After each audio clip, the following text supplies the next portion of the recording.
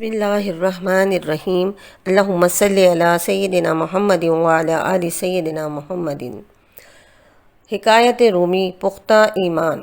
حضرت انس رضی اللہ عنہ کی مہمان خانے میں چند مہمانوں نے کھانا کھایا۔ کھانا کھا چکنے کے بعد حضرت انس رضی اللہ تعالی عنہ نے دیکھا کہ دسترخوان شوربے وغیرہ کے لگ جانے سے زرد فام ہو گیا ہے۔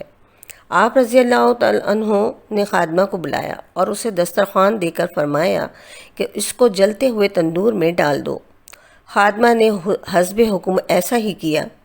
جملہ مہمانوں کو حیرت ہوئی اور دسترخوان کے جلنے اور اس سے دھواں اٹھنے کا انتظار کرنے لگے، لیکن وہ یہ دیکھ کر حیران رہ گئے کہ آگ نے دسترخوان کو چھوا تک نہیں۔ خادمہ نے اسے صحیح سلامت تندور سے نکالا۔ اس وقت وہ نہایت سفید اور صاف ہو چکا تھا اور یوں معلوم ہوتا تھا کہ کسی نے دھو کر اس کو صاف کیا ہے۔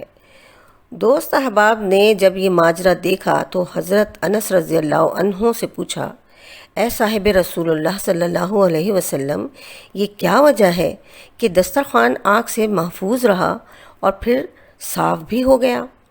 حضرت انس رضی اللہ عنہ نے فرمایا، اس کا سبب یہ ہے کہ حضور پر نور صلی اللہ علیہ وسلم اس دسترخوان سے بارہا اپنے دست مبارک اور لب مبارک کو صاف کیا تھا، اس لیے اسے آگ نہیں جلا سکی۔ پھر مہمانوں نے خادمہ سے پوچھا کہ تو نے بلا تعمل حضرت انس رضی اللہ عنہ کے کہنے پر بغیر سوچے سمجھے دسترخوان کو آگ میں ڈال دیا، کیا تو ڈری نہیں کہ اتنا قیمتی دسترخوان جل جائے گا؟ اس نے جواب دیا، میں حکم کے غلام ہوں اور مجھے یہ یقین ہے کہ آپ رضی اللہ عنہ جو حکم فرمائیں گے وہ نقصان نہ دے گا۔ مولانا روم رحمۃ اللہ علیہ فرماتے ہیں، اے دل، اگر تجھے آتش دوزخ سے نجات پانے کی فکر ہے تو رسول اللہ صلی اللہ علیہ وسلم کا قرب حاصل کر۔ جب آپ صلی اللہ علیہ وسلم کے دست مبارک لگنے سے بے جان چیز کو جلنے سے بچا لیا گیا تو جو آپ صلی اللہ علیہ وسلم کا عاشق زار ہوگا، جس کی آپ صلی اللہ علیہ وسلم سے نسبت ہوگی، وہ کیسے جلے گا؟